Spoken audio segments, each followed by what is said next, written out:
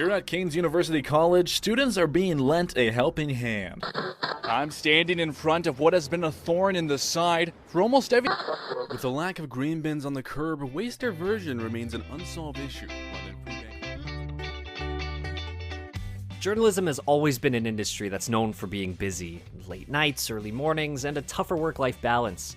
With there always being an evolving story or an exciting event around the corner, being a reporter and a journalist is busy work, to say the least. So, how does one go about balancing both life and work? In today's media-driven world, is it still even possible? Well, you've heard him already, but one Fanshawe College alum has succeeded at doing just that.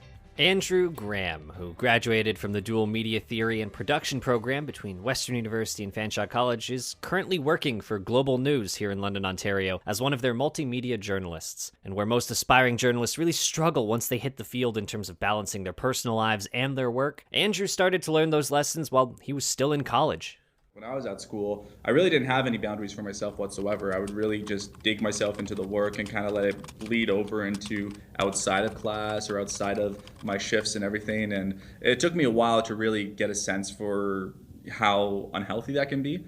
While going all in on your work is a habit most journalists fall into, Andrew was fortunate enough to come into the program with some helpful passions already in his head. Like when I grew up, I just wanted to do writing. I was just really passionate about writing, but I wasn't really focused in terms of whether I wanted to do fiction writing or maybe journalism or anything else. I just liked all writing, whether it was listening to rap lyrics or just hearing a funny sketch on SNL or something. Happily for the folks in London, Andrew ultimately found his way into journalism, where he's since gone on to write countless articles, win investigative radio awards, as well as the esteem of his colleagues around him. While the people of London are proud that Andrew is one of their own, being raised here in the city, most proud of him through it all is his family.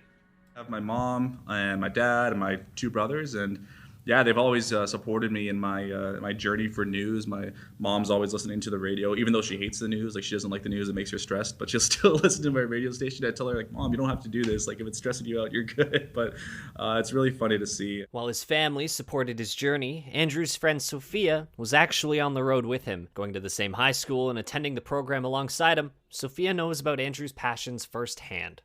One of our first interactions, he had always told me, "Oh, I want to be a writer, and I love words, and I love telling stories." So that was something that was, a big part of who he was even back then, even before we really dived into journalism. So just how does Andrew balance life and work? Well, even Sophia knows a few of the simple ways Andrew winds down. Andrew's he's a big runner. So, I know running is a big part of his life. I do have a lot of personal goals. Running a half marathon at the end of May. That's something I've really been picking up into. So I have a time goal for that and stuff like that. And then music's a big part of his life. I mean, the guy, he was literally up with the Arkells playing the guitar. They brought Andrew up on stage, and Andrew played guitar with them. It could be R&B one day, it could be 90s thrash metal the other day or something. I don't know. It kind of switches every single day.